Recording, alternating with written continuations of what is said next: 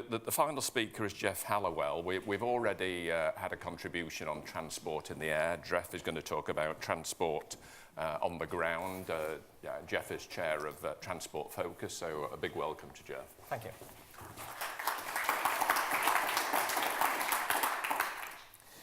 Thank you. I'm inclined to say I agree with Alan, actually, for most of my talk. But who are we, first of all? Well, we're the statutory independent watchdog on behalf of rail passengers in GB, bus, coach and tram passengers in England, English users of the strategic road network. What the hell's that, you may say? It's the big roads.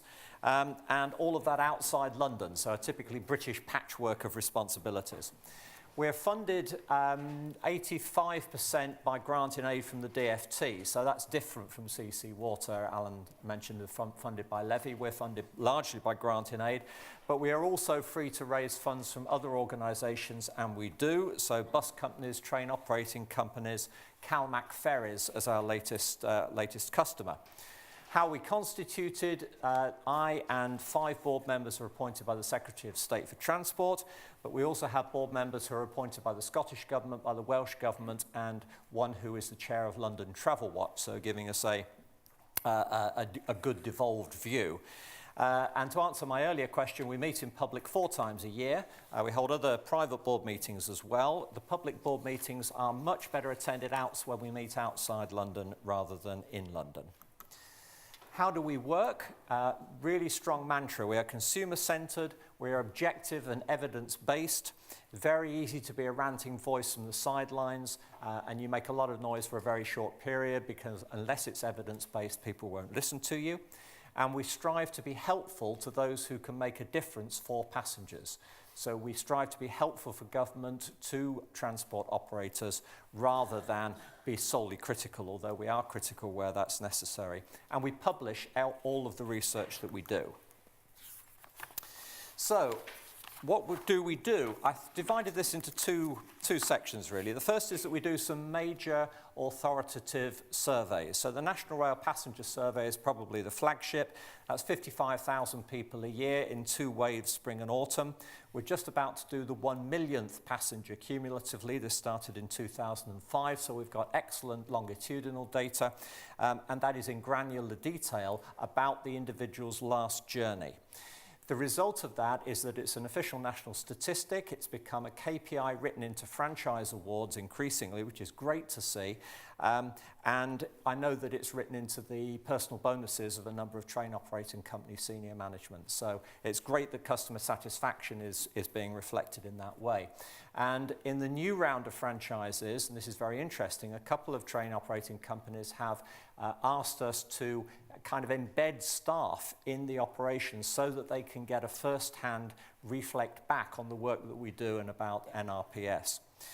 That's rail. On bus, we do a similarly large-scale survey, about 45,000 a year. Interestingly, a number of bus companies ask for regional top-ups, which they fund. So I think we must be doing something helpful in that respect. We do a tram passenger survey, and interestingly, of all of the modes of transport, trams come out best, for what that's worth. We will be doing next year a strategic road user survey. That will not be a paper-based survey while you're on the M1, you'll be pleased to hear. We'll have to develop a digital solution for that, and we're well underway. And we have just completed the first survey for CalMac Ferries, so we're hopeful that that will turn into a ferry passenger survey as well. What we also do is a plethora of ad hoc studies and research, which we then use to try and influence policy. So, to give just 3 examples, you can see some of the reports on the screen, but 3 examples. One is that we've done research which shows that passenger trust in the rail journey deteriorates sharply after only a few minutes delay. So at the moment, rail companies and the industry measures punctuality. If a train is up to 10 minutes late, it's on time. You may or may not know that. The consumer thinks the passenger thinks that's a pretty irrelevant and stupid KPI, and we're very hopeful that in CP6 that will be replaced by a right time measure or something a little more in line with what the passenger expects. We've just concluded some major research on roadside facilities. It surprised me actually, but people are generally car drivers are quite satisfied with motorway service areas, but lorry drivers are really dissatisfied with the provision that they're given. And we believe that Highways England should have it as an obligation to have responsibility for provision of roadside services as well as for the highway itself. We're pushing for that. And a third example that comes to mind is that we've just completed some work on what lorry drivers are looking for from the Kent Lorry Park, which will replace Operation Stack. And what lorry drivers want there, interestingly, is showers. They're not bothered about sleeping facilities, but they absolutely want showers. And 70% of those drivers were non-UK, so that was an interesting finding. I've picked out one slide, not least because I was chatting to somebody earlier about the ongoing problems on Southern. This was an emotional tracker which the department asked us to run, which we did for 6 months. And it was done via a downloaded app, and it aimed to try and capture commuters or travellers' emotional reactions to their journey. Rather than the functional aspect, which is measured by the National Rail Passenger Survey. So it's how did it make you feel and why? And what was very interesting, and perhaps it's it is intuitive, is that the passenger's experience was very volatile. You could have an absolutely terrible journey in the morning, which made you feel frustrated and angry, and you could have a perfectly okay journey in the evening. Or from day to day, people do not feel angry all the time, which you might assume from the sort of howl of anger that comes through on social media. Actually, emotions are far more variable and volatile than that, but are closely linked with issues like overcrowding, reliability, being able to get a seat. So, to the question, what are the strengths of the consumer voice outside the regulator? I think they're considerable, and largely reflecting what Alan said. The independence is critical, so we are able to be the critical friend. We're able to influence policy. In the case of the railways, interestingly, 70% of the cost of the rail industry is now paid for by the passenger, 30% by the Treasury.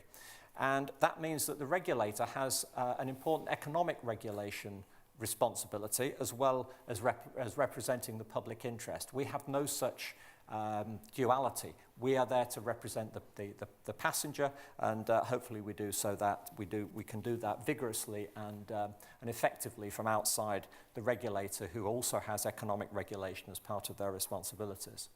We don't get lost in the bureaucracy. We're a relatively small organisation, and I like to think we can punch well above our weight without being lost in the bureaucracy of the regulator.